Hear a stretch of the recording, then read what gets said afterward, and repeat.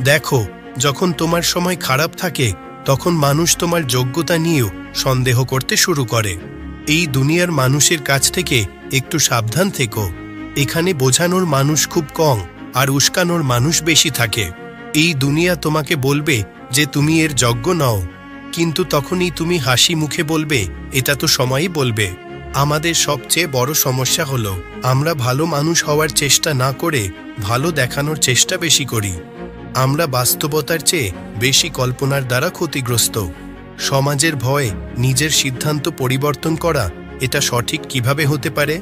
দেখো, সমাজ শুধুমাত্র উপদেশ দেয়।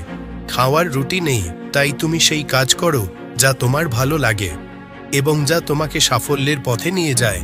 যদি কোনো পথ তোমাকে ভয় দেখায়, তাহলে তুমি বুঝে নাও সামনে বিশাল সাফল্য তোমার জন্য অপেক্ষা করছে। মানুষের কথায় বিরক্ত হয়ও না। আর এটাও জেনে রেখো যে কিছু মানুষের তো জন্ম হয়েছে শুধু বাজে কথা বলার জন্য। সফলতা সময়ের দাবি করে। একদিনে কারো প্রাসাদ গড়ে ওঠে না। নিজের আগামীকালকে উজ্জ্বল করতে হলে আজকের অন্ধকারের সঙ্গে তোমাকে লড়াই করতেই হবে। তোমার লক্ষ্য এমন হওয়া উচিত যাতে পথে যতই কাটা থাকুক না কেন তোমার মনোযোগ কখনো বিচলিত না হয়।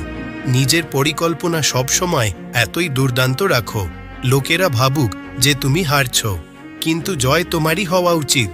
যাদের একা চলার ক্ষমতা থাকে, একদিন তাদের পিছনেই এক বিশাল সাম্রাজ্য থাকে।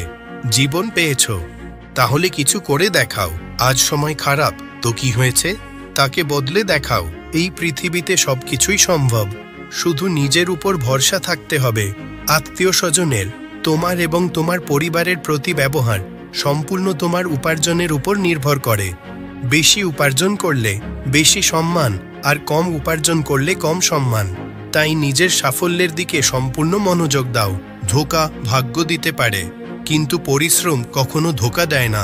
আমি হার মানব না, এই কথা নিজেকে প্রতিজ্ঞা করো। চেষ্টা সবসময় আগের চেয়ে বেশি করো। যদি ভাগ্য রাগ করে তবুও সাহস ভাঙতে দিও না। নিজের সংকল্প এতটাই শক্তিশালী করে রাখো।